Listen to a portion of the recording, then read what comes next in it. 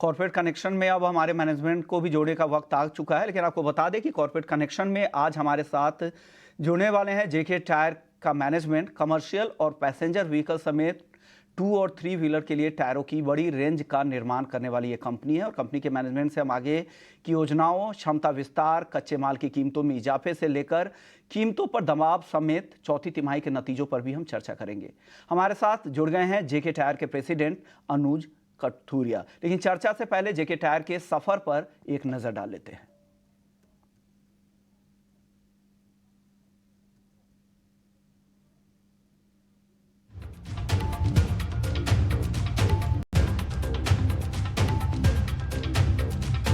आसमान पर पहुंचती है। कुछ इसी टैगलाइन के साथ रफ्तार भर रही भारत की ऑटोमोबाइल इंडस्ट्री में टायर बनाने वाली कंपनी जेके टायर का नाम भी शुमार है। कंपनी आज देश की लीडिंग टायर मैन्युफैक्चरिंग कंपनियों में शामिल होने के साथ साथ ग्लोबल स्तर की टॉप 25 टायर मैन्युफैक्चरिंग कंपनियों में शामिल है। कंपनी आज ट्रक और बस के रेडियल टायर सेगमेंट में मार्केट लीडर है। कंपनी पैसेंजर और कमर्शियल व्हीकल, साथ ही 2 और 3 व्हीलर समेत फार्मिंग से जुड़े टायर भी बनाती है। जेके टायर एंड इंडस्ट्री उस जेके ऑर्गेनाइजेशन का हिस्सा है जिसकी शुरुआत करीब 100 साल पहले हुई थी। देश के कई हिस्सों में मल्टी प्रोडक्ट्स मैन्युफैक्चरिंग से जुड़ी कंपनी के पोर्टफोलियो में टायर निर्माण भी शामिल हुआ। तकनीक और इनोवेशन पर फोकस करने वाली इस कंपनी ने जहां 1977 में देश का पहला रेडियल टायर बनाया, वहीं 2019 में कंपनी ने देश के सबसे बड़े ऑफ द रोड टायर बनाने का अचीवमेंट भी हासिल किया। इनोवेशन की कड़ी में स्मार्ट टायर तकनीक भी शामिल है, जिसमें ट्रील सेंसर्स के जरिए टायर प्रेशर और टेम्परेचर की मॉनिटरिंग की जाती है। कारोबार को और रफ्तार देने के लिए कंपनी की क्या योजनाएं हैं, इसके साथ साथ चौथी तिमाही के नतीजे भी कंपनी के काफी अच्छे रहे हैं। मुनाफा करीब 56% बढ़ा है। नतीजों के साथ ग्रोथ आउटलुक और क्षमता विस्तार पर बात करने के लिए हमारे साथ जुड़ गए हैं जेके टायर के मैनेजमेंट। तो ये आप देख रहे थे कि जेके टायर का सफर करीब 100 साल पुरानी कंपनी है और हमारे साथ कंपनी के प्रेसिडेंट अनुज कथुरिया जी जुड़ गए हैं। शुक्रिया अनुज जी, आपने वक्त निकाला ईटी नाउ स्वदेश के लिए। सबसे पहले सर, आपसे मेरा पहला सवाल होगा, रिप्लेसमेंट डिमांड को लेकर पूछना चाहेंगे कि क्या Q1 FY25 और उसके बाद में क्या किसी तरह की इस सेगमेंट में सुधार की उम्मीद आप लोग कर रहे हैं? इसके अलावा एक और सवाल मैं इसमें क्लब करना चाहूँगा, वो है मैक्सिको के ऑपरेशन को लेकर। वहाँ से सेल्स का आउटलुक क्या है, उसके बारे में भी कुछ शेयर करें। क्या डेटा है, क्या आउटलुक आप लोग सेंस कर रहे हैं?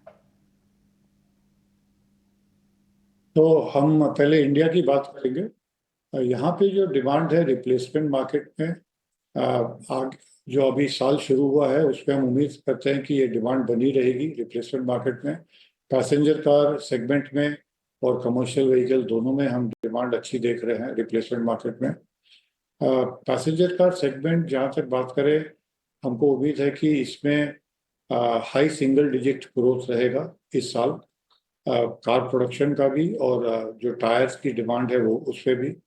कमर्शियल व्हीकल्स में जो बड़ी गाड़ियां हैं, medium and heavy commercial vehicles, उसमें जो डिमांड है वो थोड़ा ओईएम की तरफ से अभी थोड़ा कम है और हमको ये उम्मीद है कि जो पहला फर्स्ट हाफ ऑफ दी ये जो साल है इसमें थोड़ा हल्का रहेगा, बट जब दूसरा अक्टूबर के बाद यहाँ पे भी डिमांड में वापस से तेजी आने की उम्मीद रखते हैं हम।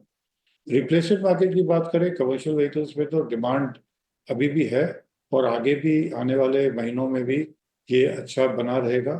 और यहाँ पे भी हम देख रहे हैं कि जो एवरेज गाड़ियों की जो रनिंग है वो अच्छी हो रही है, फ्रेट रेट्स भी अच्छे हैं, तो ओवरऑल डिमांड अच्छी रहने की उम्मीद है। और जहाँ तक एक्सपोर्ट्स की बात करें, एक्सपोर्ट्स में हमारे यहाँ से जो इंडिया से हम जो टायर्स बना के एक्सपोर्ट कर रहे हैं उस पर हमने देखा कि Q4 में डिमांड अच्छी हो गई थी। क्वार्टर पहले जो पिछले साल के जो पहले 3 क्वार्टर थे उस पर डिमांड थोड़ी धीमी थी, बट हमको उम्मीद है कि आगे डिमांड अच्छी हो जाएगी। और जैसे Q4 में हमने देखा कि अच्छी ग्रोथ रही दोनों पीसीआर सेगमेंट में और ट्रक एंड बस रेडियल में, दोनों में डिमांड अच्छी थी। तो यही उम्मीद रखते हैं कि आगे भी डिमांड अच्छी रहेगी और जो आने वाला साल है इसमें हम कुछ एक्सपोर्ट में इम्प्रूवमेंट देख सकते हैं। ओके, यानी डिमांड को लेकर आप काफ़ी बुलिश है और लग रहा है कि आपको एक्सपोर्ट डिमांड में भी आगे बढ़ोतरी की संभावना लग रही है और हर तरह के सेगमेंट में आपको लग रहा है कि डिमांड बेहतर रहेगी।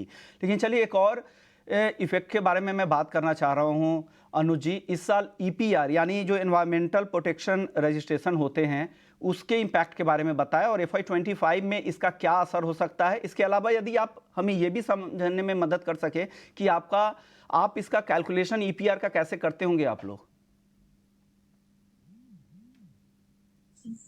ईपीआर जो एक्सटेंडेड प्रोड्यूसर रिस्पॉन्सिबिलिटी जो है, जो ये हमारे इंडस्ट्री पे आई है, और ये खाली हमारे इंडस्ट्री के लिए नहीं है, ये जनरली हर इंडस्ट्री पे है। तो जहाँ तक टायर इंडस्ट्री की बात करें, ये जो हमको इस बार इसका जो प्रोविजन लेना पड़ा है वो पिछले 2 साल का था। वहाँ पे जो है हमने इसका प्रोविजन लिया। जैसे हम अपनी बात करते हैं तो हमने करीब 106 करोड़ का प्रोविजन लिया है, जो आप देख रहे हैं रिजल्ट्स में। बट इसका जो इम्पैक्ट है वो आगे आने वाले दिनों में हम इसको यही कोशिश करेंगे, और एक्चुअली हमने इसको अपने जो कस्टमर्स को, क्योंकि इसकी जो अगर आप देखें कि इंटरनेशनली भी अगर आप कंपेयर करें तो जो फाइनली जो इसकी जो रिस्पॉन्सिबिलिटी है वो एंड कस्टमर पे आती है। और हमने भी यही कोशिश की है कि ये इम्पैक्ट को इस साल से FY25 में हम अपने कस्टमर्स को पास ऑन करेंगे। ओके, नहीं आप अपने ग्राहकों को इसका पास ऑन करने वाले हैं, तो क्या हम इसका ये मतलब समझे जो आप लोगों की जो प्रोड्यूसर की जो रिस्पॉन्सिबिलिटी है इसकी जो संभावना नहीं है FY25 में, इसके इम्पैक्ट की संभावना नहीं है अनुज जी? कोशिश तो हमारी यही रहेगी, पर अगर आने वाले समय में हम देखेंगे, क्योंकि हमको जो ईपीआर की जो ऑब्लिगेशन है उसके लिए सर्टिफिकेट्स खरीदने पड़ते हैं, और हम उसके अकॉर्डिंगली जो हमारा जो कस्टमर्स को पास ऑन करना है उसका डिसीजन होता है। और इस पे हम ये क्लियर है कि हम इस पे कोई अलग से इस पे प्रॉफिट नहीं कमाना चाहते हैं, पर जितनी भी हमको कॉस्ट आएगी, जो हमको सर्टिफिकेट्स खरीदने पड़ेंगे रीप्रोसेसर्स और रिसाइकलर्स से, उसके बेसिस पे हम डिसाइड करेंगे कि हमको कितना पर टायर या पर केजी कितना कस्टमर को अपने पास ऑन करना है। तो हमारी कोशिश यही रहेगी कि इसके चलते कोई हमारे पर इम्पैक्ट ना आए। ओके, यानी ये आप लोगों की कोशिश ईपीआर के फ्रंट पर है। लेकिन चलिए अब एक और अहम सवाल है कर्ज को लेकर। अनुज जी, जो कर्ज का अगर लेवल देखें तो आपकी काफ़ी तेज़ी से गिरावट आई है, लेकिन जिस तरह के कैपेक्स प्लान हैं आप लोगों ने जो प्लान कर रखा होगा उसको देखते हुए क्या लग रहा है, क्या आगे डेट किस तरफ से मूव करेंगे? जो मौजूदा फाइनेंशियल ईयर है FY25 में किस तरफ जाते आप देख रहे हैं डेट को? आपने एकदम बढ़िया सवाल पूछा। हमारा जो नेट डेट है वो आज के डेट पे 3,700 करोड़ पे आ गया है।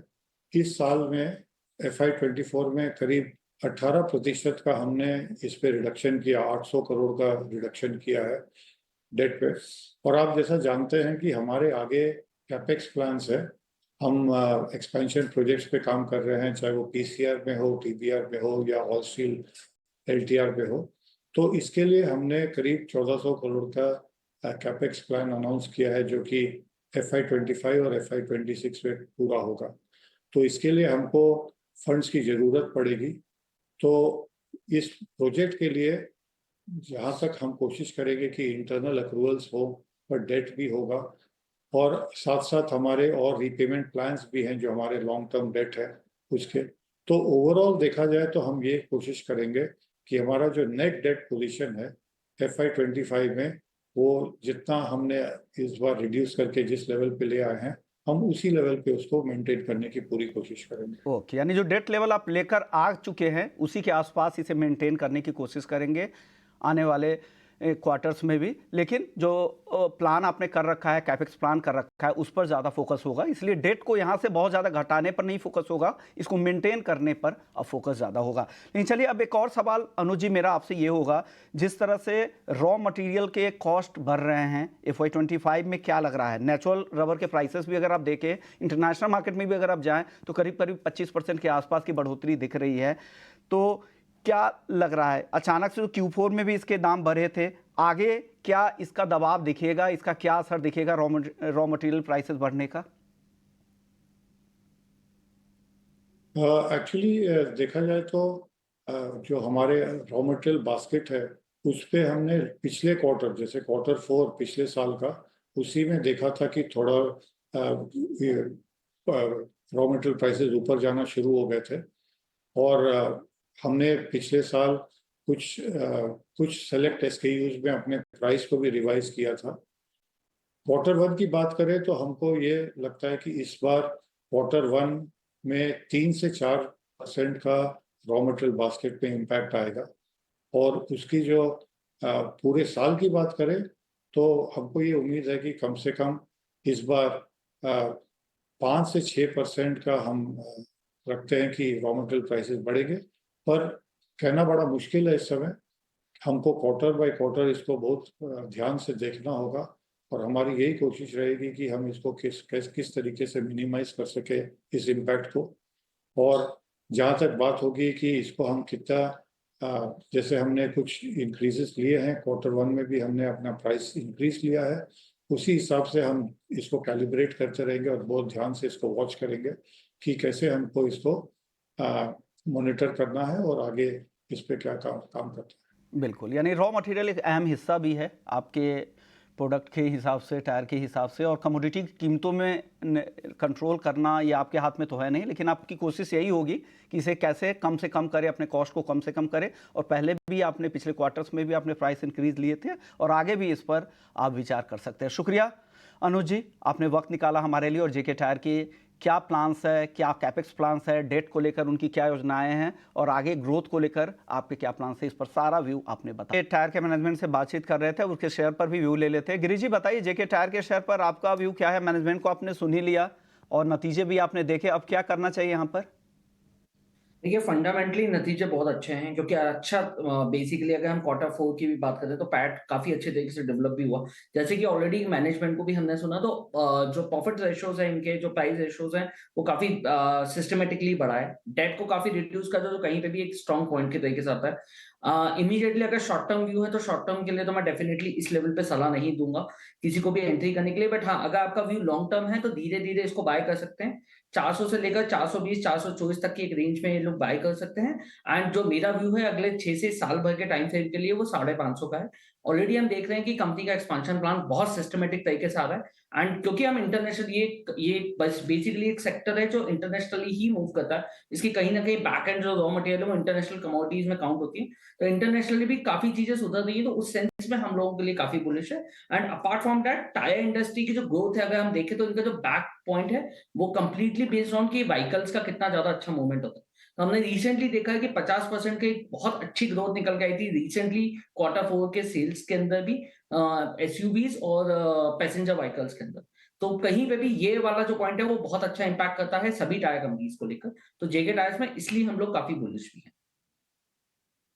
शॉर्ट टर्म के लिए नहीं, लंबी अवधि के लिए आप यहाँ पे खरीदारी करें, कम से कम 1 साल का वक्त जरूर दे, तो यहाँ से 100 रुपए से ज़्यादा की तेजी ऊपर की तरफ दिख सकती है। शुक्रिया गिरीश जी, आपने वक्त निकाला और आपने मार्केट के साथ साथ जेके टायर पर अपना व्यू हमारे दर्शकों को बता दिया।